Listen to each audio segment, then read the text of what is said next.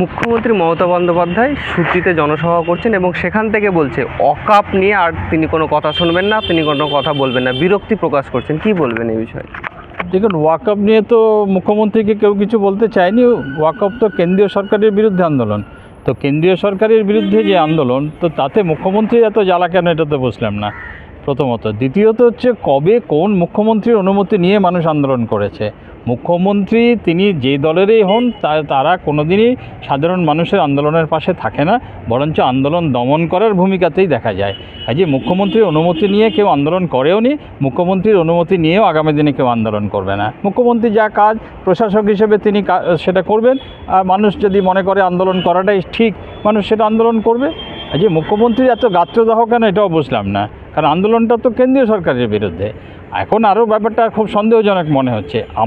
আমাদের সংগঠন থেকে প্রথম দিন থেকে আমরা এই ওয়াকআপ আন্দোলনে রাস্তায় আছি। আমরা মনে করি এটা শুধুমাত্র মুসলমানদের আন্দোলন নয়, এটা যে কোনো গণতান্ত্রিক মানুষ, যে কোনো সচেতন নাগরিকই এই যে ওয়াকআপের যে নতুন আইন করেছে তার বিরুদ্ধে। সেই জায়গা থেকেই আমরা গণতান্ত্রিক অধিকার রক্ষার সংগঠন হিসেবে আমরা রাস্তায় ছিলাম, আন্দোলনে ছিলাম এবং আগামী দিনেও থাকব। এবং আমাদের যে ফ্যাক্ট ফাইন্ডিং, আমরা বারবার দল করে মুর্শিদাবাদের বিভিন্ন এলাকায় আমরা তথ্যানুসন্ধান করেছি এবং মুর্শিদাবাদেও আমরা লাগাতার এটা নিয়ে আন্দোলনে মানুষের সঙ্গে ছিলাম। সেই জায়গা থেকে আমাদের বক্তব্য যেটা, এই যে মুর্শিদাবাদে যে দাঙ্গা পরিস্থিতি তৈরি হয়েছে বা দুটো সম্প্রদায়ের মধ্যে যে অশান্তি হয়েছে, এর মূল কারণটা কিন্তু হচ্ছে ওয়াকআপ আন্দোলনটাকে ধ্বংস করা। আন্দোলনের জন্য এই যে দাঙ্গা পরিস্থিতি তৈরি হয়নি, অশান্তি হয়নি, বরঞ্চ আন্দোলনটাকে ধ্বংস করা হবে বলে পরিকল্পিতভাবে এই অশান্তিটা তৈরি করা হয়েছে। এবং সেটাতে বিজেপি তৃণমূল হচ্ছে মূল যে দুই পক্ষের, কিন্তু আরএসএস বিজেপি তারা এটা যেমন ধ্বংসাত্মক একটা ভূমিকা নিয়েছে, কিন্তু রাজ্য প্রশাসনের ভূমিকাটাও কিন্তু সেক্ষেত্রে প্রশ্নের ঊর্ধ্বে নয়। রাজ্য প্রশাসন যদি চাইতো তাহলে যে গোলযোগটা তৈরি হচ্ছিল সেটা তারা অনেক আগে বন্ধ করতে পারত, কিন্তু রাজ্য প্রশাসন চায়নি যে আন্দোলনটা বিকশিত হোক, যে কারণে রাজ্য প্রশাসনও এই যে গণ্ডগোল, যে ওখানে যে অশান্তি হয়েছে তার দায় রাজ্য প্রশাসনও এড়াতে পারে না।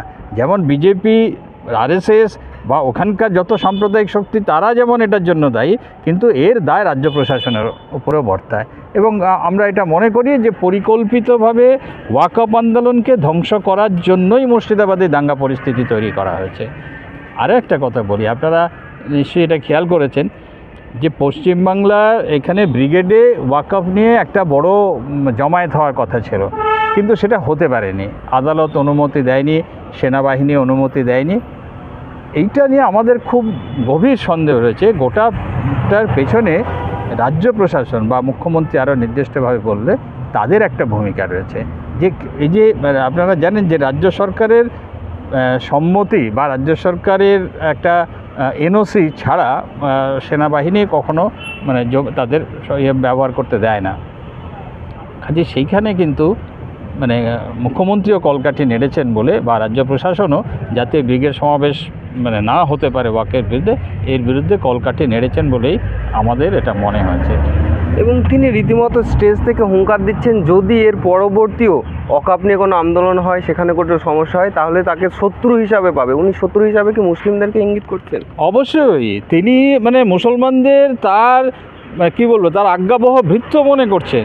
যেভাবে উনি যে অঙ্গভঙ্গি, তার যে যে অ্যাটিচিউড ছিল যখন এই বক্তব্য রাখেন, তাতে মনে হচ্ছে যে মুসলমানরা যেন ওনার কেনা গোলা, ওনার যেন একেবারে গৃহভৃত্য, যে যদি তোমরা আন্দোলন করো আমাকে তার সবথেকে বড় শত্রু। এবং গোটা অ্যাটিচিউডটাই অত্যন্ত নিন্দনীয়, অত্যন্ত খারাপ একটা অ্যাটিচিউড। আমরা খুব আশ্চর্য হয়েছি যে কোনো গণতান্ত্রিক রাষ্ট্রে রাজ্যের মুখ্যমন্ত্রী তিনি এই ভঙ্গিতে তার নাগরিকদের উদ্দেশ্যে, তার ধর্ম পরিচয় যাই হোক, যারা আন্দোলন করছে তাদের ধর্ম পরিচয় যাই হোক, আর শুধুমাত্র তো মুসলমানরা আন্দোলন করেনি, এটা গণতান্ত্রিক একটা বড় শক্তি কিন্তু এই আন্দোলন, ওয়াকআপ আন্দোলনে মুসলমানদের সঙ্গে ছিল প্রথম থেকে। এবং এই আন্দোলন তৈরি করার পেছনেও আমরা মনে করি আমাদের সংগঠনের একটা গুরুত্বপূর্ণ ভূমিকা ছিল, কারণ বিল যখন ছিল সেই স্টেজ থেকেই আমরা ধারাবাহিক এটা নিয়ে আমরা রাস্তায় ছিলাম। আমাদের মতো অসংখ্য সংগঠন কিন্তু ওয়াকআপ যে আইন, নতুন আইনের, তার বিরোধিতা করছে। এবং তার যে অ্যাটিচিউড, এই অ্যাটিচিউডটা কখনোই মেনে নেওয়া যায় না।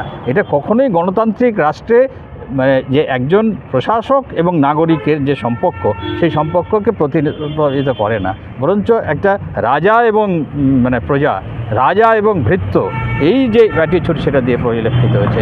মুসলমানদের প্রতি তার যে এতটুকু সম্মান নেই, তার যে এতটুকু রেসপেক্ট নেই, তার এই বক্তব্যের মধ্যে দিয়ে কিন্তু প্রতিফলিত হয়েছে। অত্যন্ত নিন্দনীয়, আমরা খুবই মানে বিস্মিত। কিন্তু আবার আজও বলতে পারেন যে উনি তো এইভাবেই মানুষকে দেখে থাকেন, তার সেইটাই এক্ষেত্রে প্রতিফলিত, আসল রূপটা সামনে মানে বেরিয়ে এসেছে, এটাই আমাদের মনে হয়েছে। এবং তিনি বলছেন আন্দোলন করতে হলে দিল্লি চলে যাও। তাহলে ভোট কি উনি দিল্লির জনতার কাছ থেকে পেয়েছেন? বাংলার জনতাকে ওনাকে ভোট দেয়নি? হ্যাঁ, ঠিক কথাই তো, যে রাজ্যের নাগরিক তিনি আন্দোলন করতে তারা দিল্লিতে যাবে কেন? দিল্লি এই বা পশ্চিমবঙ্গ বা মুর্শিদাবাদ বা কলকাতা যেটাই বলো, তারা তো আমরা একটা সর্বভারতীয় যে একটা ভারত রাষ্ট্রের অংশ, সেখানে ভারত সরকারের বিরুদ্ধে আন্দোলন, তো যেন দিল্লি যাবে কেন? আপনি যদি পুরনো মমতা বন্দ্যোপাধ্যায় যে মুখ্যমন্ত্রী হয়েছেন তার যে ইতিহাস দেখেন, যে আমরা যে এখানে যে আন্দোলন সবথেকে বিখ্যাত সেটা হচ্ছে জমি অধিগ্রহণ আইন। যে জমি অধিগ্রহণ আইনের বিরুদ্ধে যে আন্দোলন হয়েছে, সিঙ্গুর নন্দীগ্রাম থেকে আরম্ভ করে যে আন্দোলন হয়েছে, যেখানে মমতা বন্দ্যোপাধ্যায় বা তৎকালীন তৃণমূল দলের ভূমিকা ছিল, সেটা কি আমরা দিল্লিতে গিয়ে আন্দোলনটা হয়েছিল? সেটাও তো কেন্দ্রীয় সরকারের বিরুদ্ধে আন্দোলন হয়েছে।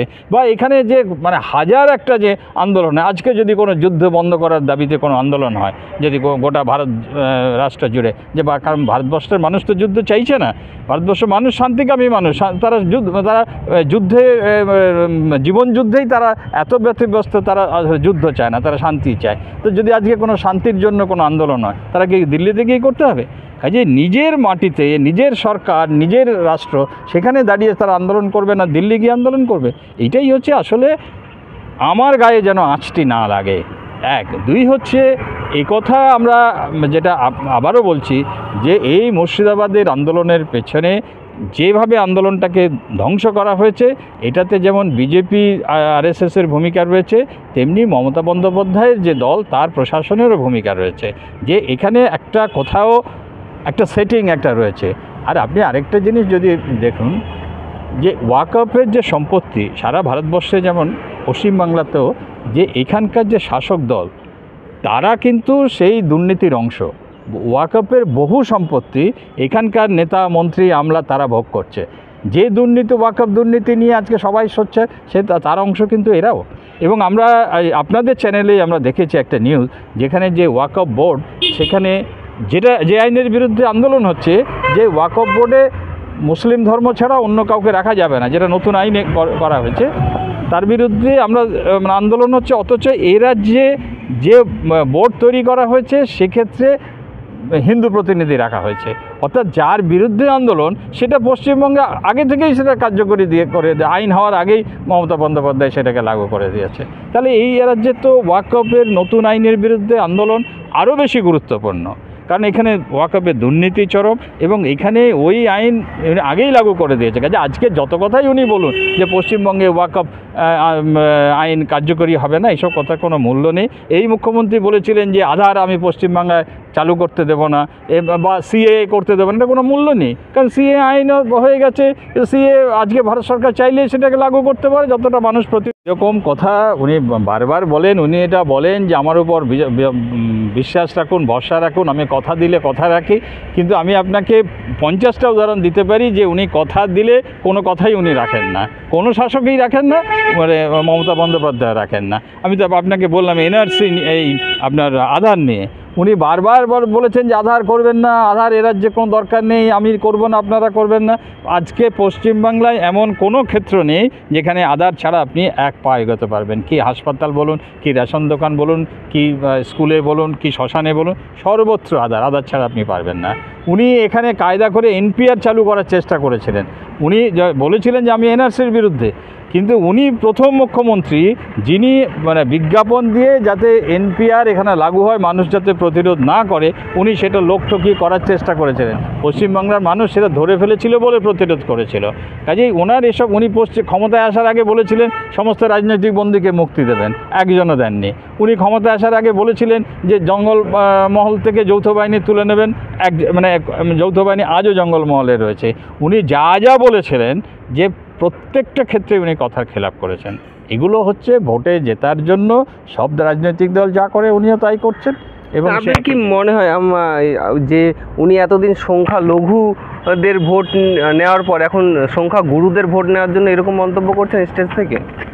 এটা আপনি একদমই ঠিকই বলছেন যে এখানে যেহেতু মানে বিজেপি এবং মানে আরএসএস তারা এই হিন্দুত্বের একটা ধ্বজা তুলেছে এবং পশ্চিমবাংলায় অন্তত 70% মানুষ হচ্ছে তাদের ধর্ম পরিচয় হিন্দু, সেই জায়গা থেকে তারা এই মানে সংখ্যাগরিষ্ঠের ভোট পাওয়াটা একটা ফ্যাক্টর, তারা সেটার জন্য তারা বড় অংশ মানে তার সেখানে এইদিকে করছে।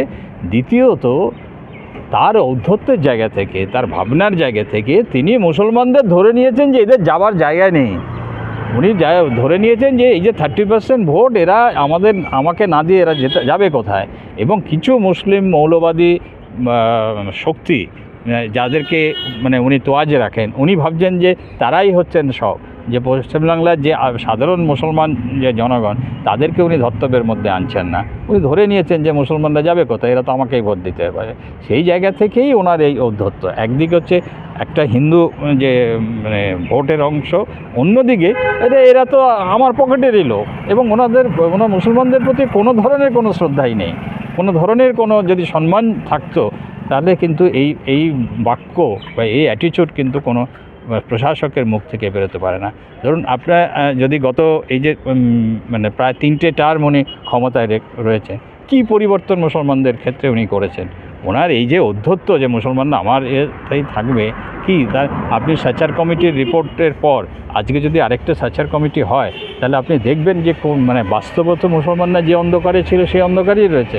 কিছু তার চারপাশে তাকে ঘিরে থাকার যে একটা বৃত্ত, যে মৌলবাদী অংশ যারা তাকে তোয়াজ করে, তাদের কিছু ধন সম্পত্তি বাড়তে পারে, তাদের কিছু ক্ষমতা প্রতিপত্তি বা তাদের কিছু লোক মানে ক্ষমতার অংশ হতে পারে, কিন্তু আম মুসলমান যারা যে তাদের কি সত্যিকারের কোনো উপকার হচ্ছে? এই যে ওবিসি আইনটা বাতিল হয়ে গেল, আমরা মুর্শিদাবাদে বা বিভিন্ন জায়গায় দেখেছি কি ভয়ঙ্কর ক্ষতি হয়ে গেছে। যেইটুকু সুযোগ সুবিধে শিক্ষার ক্ষেত্রে, কলেজের ক্ষেত্রে, চাকরির ক্ষেত্রে তারা পেত, আজকে সেইটুকু তারা বিপন্ন হয়ে গেছে। মুর্শিদাবাদের মতো সবথেকে বড় জেলা এবং যেখানে মুসলিম সংখ্যাগরিষ্ঠ, আজ পর্যন্ত একটা পূর্ণাঙ্গ বিশ্ববিদ্যালয় নেই, যেখানে শিক্ষার সুযোগই নেই। তো সেখানে মুসলমানদের জন্য উনি কী করেছেন? আম মুসলমানদের জন্য উনি কী করেছেন? যে এই যে বৌদ্ধত্বটা আসে কোথা থেকে? এই জায়গাটা আসলে মানে ভোটে জেতাটাই হচ্ছে সব থেকে আসল লক্ষ্য। এবং সেটার জন্য যেহেতু আজকে শুভেন্দু বাবুরা এই যে মুসলিম মানে এই হিন্দু ব্যাপারটাকে অনেক বেশি তুলে ধরছেন, আজকে তিনিও তারা হিন্দুর মানে পতাকা ধরতে চাইছেন, নিজেকে ব্রাহ্মণ হিসেবে দেখাতে চাইছেন, নিজেকে জগন্নাথ ধামে তৈরি করে নিজেকে মানে হিন্দু ধর্মের পূজারী হিসেবে দেখাতে চাইছেন, রামনবমী করছেন। অর্থাৎ যা পশ্চিমবঙ্গের প্রগতির একটা যে জায়গাটা ছিল, যে বাম গণতান্ত্রিক আন্দোলনে যে দীর্ঘ ঐতিহ্য ছিল, সেইখান থেকে পুরোটাই আজকে আবার একটা নরম হিন্দুত্বের ধ্বজা ধরে বিজেপি আরএসএসের পেছনেই উনি চলেছেন।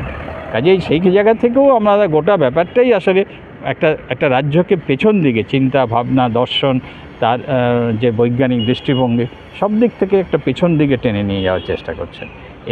তার এই যে বক্তব্য সেটা একইভাবে প্রতিফলিত। আমার একেবারে শেষ প্রশ্ন, আমরা সকালবেলায় ঘুম থেকে উঠলাম, পাকিস্তানে জঙ্গি ঠিকানায় হামলা হয়েছে, সেটা ভারত করেছে, এবং এর ফলে কি এইবার অন্তত জঙ্গিদের কোমর ভাঙা হলো? কি বলবেন? দেখুন, সত্যি কি জঙ্গিদের কোমর ভাঙা হয়েছে? যদি এই যে জঙ্গি বলে যারা কাশ্মীরে মারল, একটা একেবারে সাধারণ যারা দর্শনার্থী, যারা পর্যটক, তাদেরকে ওইভাবে জঘন্যভাবে হত্যা করলো, একজনও কি ধরা পড়েছে?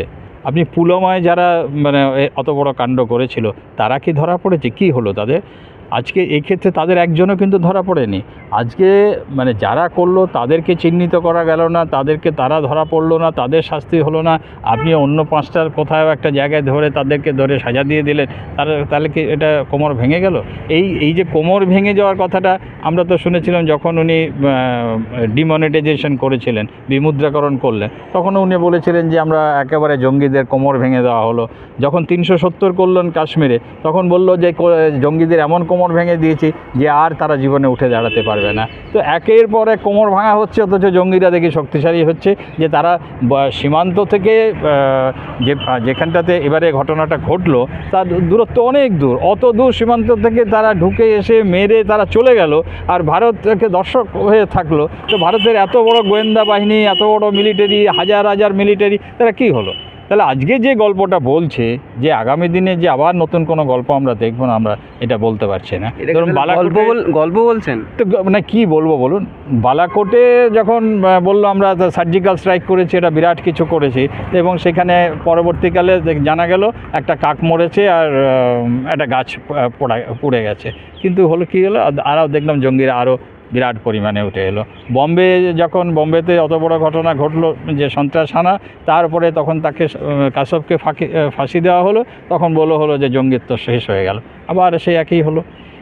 আসলে এই যে জঙ্গিবাদকে শাসকরা টিকিয়ে রাখে, যেমন নরেন্দ্র মোদী, বিজেপি, আরএসএসের এই জঙ্গিবাদকে টিকিয়ে রাখা দরকার, তেমনি পাকিস্তানেরও যে শাসক, সে ইমরান খান হোক আর পারভেজ মুশারফ হোক আর যেই হোক, তাদেরও কিন্তু এই জঙ্গিবাদকে টিকিয়ে রাখা দরকার। কারণ এদের যেমন এই যে এটাকে একটা অপর যে ক্ষমতায় থাকার জন্য একটা আধার তৈরি করে, তাদের সঙ্গে একটা মেকি লড়াই তৈরি করে তাদেরকে এটা টিকিয়ে রাখা দরকার। সেই জন্য জঙ্গিবাদ টিকে আছে। যদি ভারত সরকার চাইতো, পাকিস্তান চাইতো, কবে এই জঙ্গিবাদ শেষ হয়ে যেত। কাজে জঙ্গিবাদটা এরাই তৈরি করে, এরাই জঙ্গিদের তৈরি করে, এরাই তাদের পোষে, এরাই রক্ষণাবেক্ষণ করে, আবার এরাই প্রয়োজন মতো তাদেরকে মারে। কাজে সে কারণেই আপনি যতই বলুন যে এরা যতই বলুক, জঙ্গিবাদ টিকে থাকবে। এই রাষ্ট্র ব্যবস্থা যদি এইভাবে টিকে থাকে, যেখানে বা আরও যদি এই নরেন্দ্র মোদীদের মতো তথাকথিত হিন্দুত্ববাদী, তথাকথিত সাম্প্রদায়িক শক্তি, তারা যদি ওইভাবে মানে ক্ষমতায় থাকে, তাহলে বিপরীত যে সাম্প্রদায়িক শক্তি, তাদের তো অনেক লাভ। পাকিস্তানে বা অন্য জায়গায় যদি মুসলমান সাম্প্রদায়িক শক্তি যদি থাকে, শক্তিশালী হয়, জঙ্গিত্ব যদি শক্তিশালী হয়, তাহলে এদেরই লাভ। কাজে এরাই এটাকে টিকিয়ে রাখবে। আপনি এটা জেনে রাখুন যে জঙ্গিবাদ টিকিয়ে রাখার জন্য যেমন পাকিস্তান সরকার বা পাকিস্তানের যারা রাজনৈতিক দলগুলো দায়ী, তেমনি একইভাবে ভারতের যে বিভিন্ন রাজনৈতিক শক্তি তারাও দায়ী। কাজেই এই রাষ্ট্র ব্যবস্থাই জঙ্গিবাদকে টিকিয়ে রাখে, সেই জন্য এই জঙ্গিবাদ থাকবে।